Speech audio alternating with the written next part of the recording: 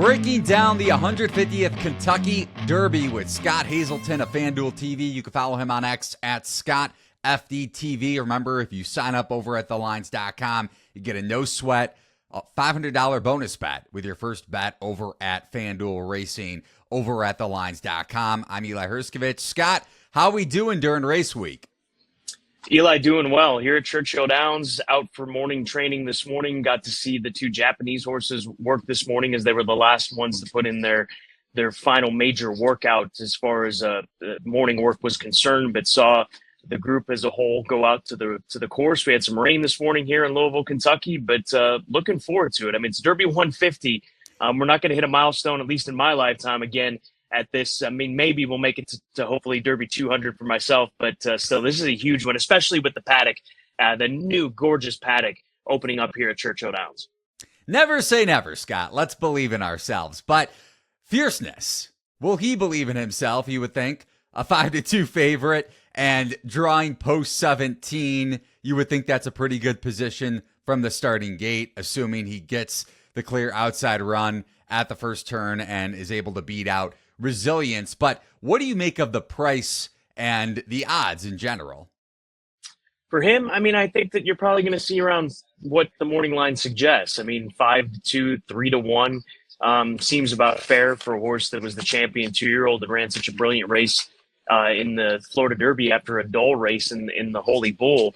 My biggest concern for him is, this is a race where there's a lot of adversity. I mean, and it's just adversity in the number of horses that you're going to be running against. And it tends to be a situation where at least once you're going to have to find yourself in a position maybe you don't want to be in, whether it's going wide or being up close to a quick pace, whatever it ends up being. And he's yet to show us that unless things go perfect for him, that he's able to win a race. So, I mean, there's no doubt that there's the talent there, but I just wonder if he's the type that gets discouraged if something's thrown at him, which there's a lot of things that are thrown at these horses in the run for the roses. So if there was a prop out there, let's say fierceness among a couple of the heavier favorites versus the field, how would you try to attack that? Well, I mean, attacking this from a win perspective, I mean, exactas, trifectas, there's a lot of ways of approaching this sport in the FanDuel Racing App, because that's one of the brilliant aspects of racing. You've got the tries, the supers, the exactas. Superfecta wagering is very popular, pulling together money with your buddies and trying to pick horses and try to box horses, which means that when you box them, they can finish in any order. I mean, it can be such a complicated race because you're going to see horses run bad races that'll go on and do better things, and horses that are going to run the race of their life and you may never see them do it again. So for this situation, the horse that I like the best is Just a Touch, because I don't think we've seen him quite get to the point where we expect him to be until this Saturday. I mean, the way that he's trained, the way that he ran in the Bluegrass at Keeneland a few weeks back, the way that his trainer Brad Cox has talked about him, he'll be 5-ish to 1. I'd say maybe he'll be kind of the sneaky horse. He might even vie for second choice in this race. I wouldn't be surprised of it. But just simply as big of a field as it is, you don't have to get so caught up in trying to hit trifectas and supers. The prices are so good in this race. And I've said this before and I'll say it again. It's a race. Normally you don't want to bet against yourself and have a couple of different win bets. But with the size of the race and the prices that you get in the Kentucky Derby, you can have a couple of different win bets and play against yourself, but still come out ahead because of the value in this race, because it's such a big field of 20 to sort through in the FanDuel Racing App. Yeah, and looking at the opening morning line odds, Just a Touch right around 10-1. So could very well close in that 5-1 range. We'll see as public money comes in over the weekend, later in the week. But you mentioned that you saw some of the Japanese horses and their workouts here on Tuesday morning as we record this, and Forever Young being one of them, priced at 10-1. So right there with Just a Touch. He'll break from post 11. Anna Marie also drawing a favorable post at 7. How do you look at the posts in general, and then seeing what you saw from Forever Young? Do you expect him to contend and potentially be an option for those looking at exactas and superfectas and bets like that?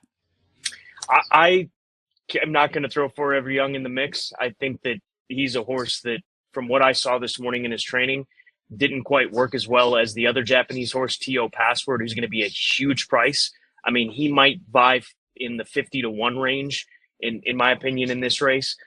Forever Young is a colt that he's unbeaten, but this is a huge test. I mean, to come out of the Saudi Derby and the UAE Derby as he's coming into this race, I am not convinced that he's ready for prime time here today based on the workout that I saw this morning. But I'll tell you one horse, too, at a price that you got to really consider. It's the 6-horse Just Steel. He's one of these horses that Dwayne Lucas, he's won this race a number of times. He's one of the greatest modern-day trainers in the history of thoroughbred racing, let alone the Kentucky Derby. But when he comes with his best efforts, and you don't get it every time, sometimes inconsistencies is there for these horses. They're athletes. They show up. Sometimes they don't. But when he fires, he's a horse more than capable of at least hitting the top 4 or 3 superfecta plays, trifecta plays. He's a big horse. The mile and a quarter is not going to be an issue whatsoever. And if he's fit and ready, and that's been one of the issues that Dwayne Lucas has had with him, and he's spoken about it, he's a tough horse to get fit because he is so big. Watch out for Just Steel. He's the number 6, 20-1 on the morning line. Might drift down a little bit from that because Lucas will get a lot of attention. And he's a big story with a young rider, Keith James Asmussen, in the saddle. What about the second biggest favorite, second shortest odds, Sierra Leone, right around 3-1 on the morning line odds, breaking from post 2? Do you consider that to be not the best suited post position for the second favorite here on the board? Well, Chad Brown, his trainer, we talked to him this morning about just that, and he said he prefers that versus being drawn to the inside and losing ground, because if you're a horse that likes to come from off the pace, lose ground, obviously the further out that you are, the further you're running. So for Sierra Leone, the biggest thing for him is being able to get into a rhythm to pick up his big stride.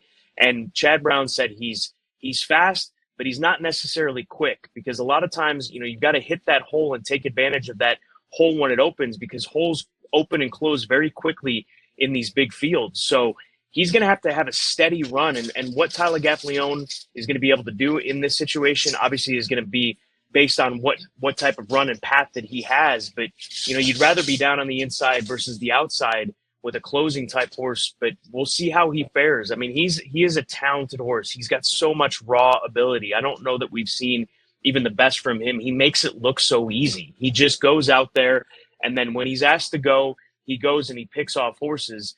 But now he's coming out of races that had 10 and 12 horses in total, so 11 and 9 other runners. Add 10 to that, 9, 10 horses to that, and that adds another layer to it. I mean, he won't have an issue with the distance. He'll come closing. It's just a matter of establishing a position. He's got to pick up some positions down the backstretch. I don't think the post position is going to be the problem for Sierra Leone if, in fact, he doesn't come with a run that we expect him to. When we talk about closing speed in general, looking at the past 11 Kentucky Derbies, 8 of the 11 horses who crossed the finish line were in the top 3 of the half-mile mark. And when you look at 3 to pull off wins from the back of the pack, or back in 2013, Rich Strike in 2022, and the Mage last year benefiting from chasing the 3 quickest opening half-mile times in the points era, all right around 45 seconds or fewer. So when we handicap races, not just looking at some of these favorites, whether it's Sierra Leone or Fierceness, how important is speed and closing speed at that? Well, speed's important. Position's important. You'd rather have forward position than be way back. But then also it has to do with the pace. And last year, Mage benefited from an extremely fast pace that nobody saw coming. And even a horse like Rich Strike, nobody saw that coming. I don't care how many times you talk to people, folks may have liked him, bet on him, whatever. I don't think anybody could have predicted that with a straight face that Rich Strike was going to pull off what he did. The stars aligned for Rich Strike. So I would rather be in a position having my money placed in the FanDuel Racing app on a horse to win and finish, say, in the top 2 or 3, someone who's going to have that forward position, who's not going to have to rely so much on finding splits, getting seams, horses not backing up into them that are tiring. So, I mean, the pace is massively important. I can't sit here and think that the pace is going to be as quick as it was last year, but you just don't know. You don't know what's going to happen when these horses break from the starting gate and fight for that position, especially into the first turn, and whether they're set off and run on and really do set things up for a horse to close. I'd rather have that horse like Epicenter did a couple of years ago. If you watch back the Rich Strike Kentucky Derby, when Epicenter ran the best possible race he could have, Joel Rosario made every right move where he had him, and he just got nailed. As Steve Asmussen said, the Derby gods were against this today and on the side of Rich Strike.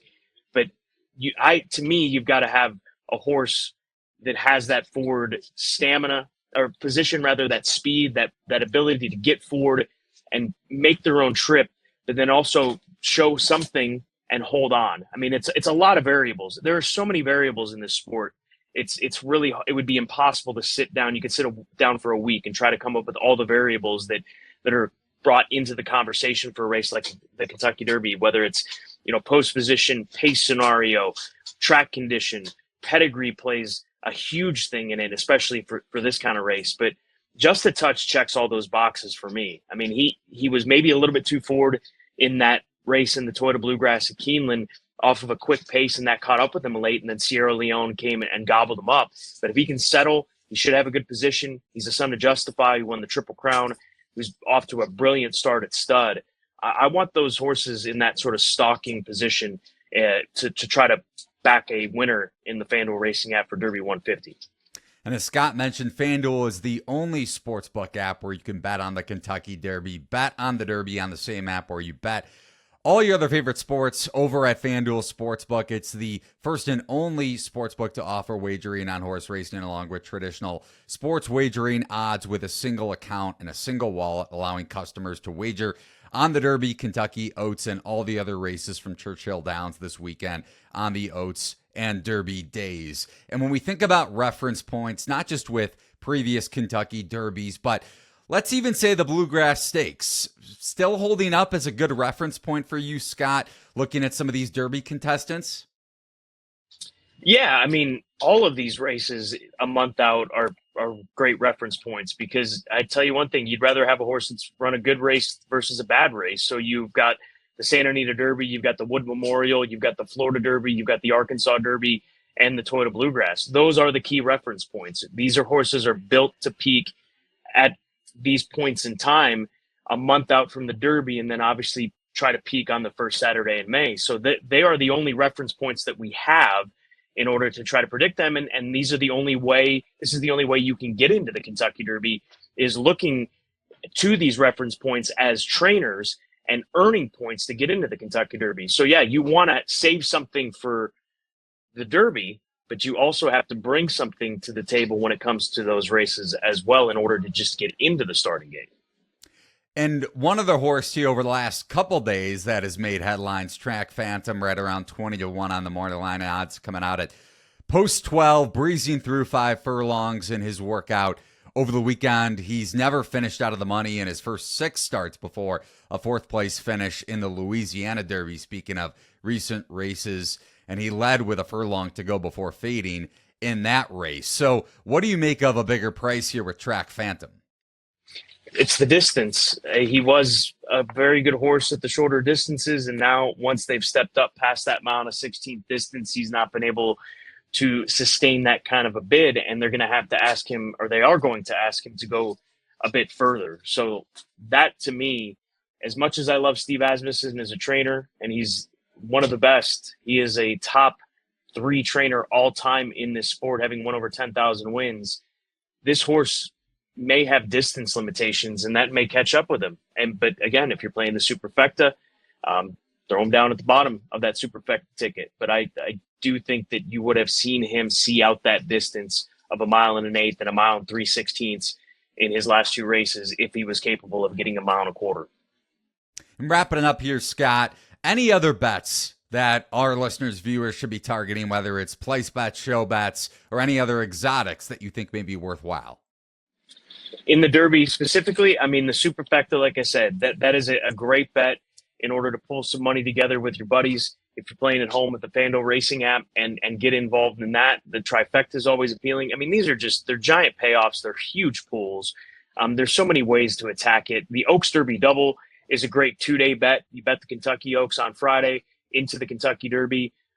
Where's My Ring is affiliate. I'm getting a lot of positive reports from the barn of Val Brinkerhoff, and she'll probably be 15-20-1. But you can pick a couple in the Kentucky Oaks and then pick a couple in the Kentucky Derby. Obviously, you have to be successful on Friday to go into Saturday with a chance. But the Oaks Derby Double is a very, very popular two-day bet, and there's a lot of two-day bets over the course of these 2 big days here at Churchill Downs. So there's so many ways to attack it. And most importantly, sit back and enjoy it, because it's a spectacle, and it is one of the most important pieces of American sport that we have, and a long-standing tradition, obviously, to get to 150. And we'll get to another milestone in the not-too-distant future, I'm sure.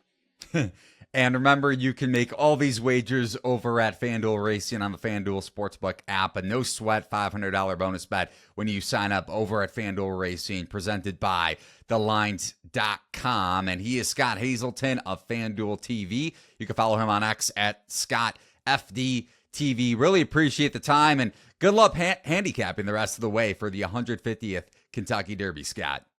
Appreciate it. We'll be putting plenty of picks on that FanDuel Racing app, so make sure you check it out. We'll have you locked in for the weekend if you need some help, need some advice. Appreciate it, Scott.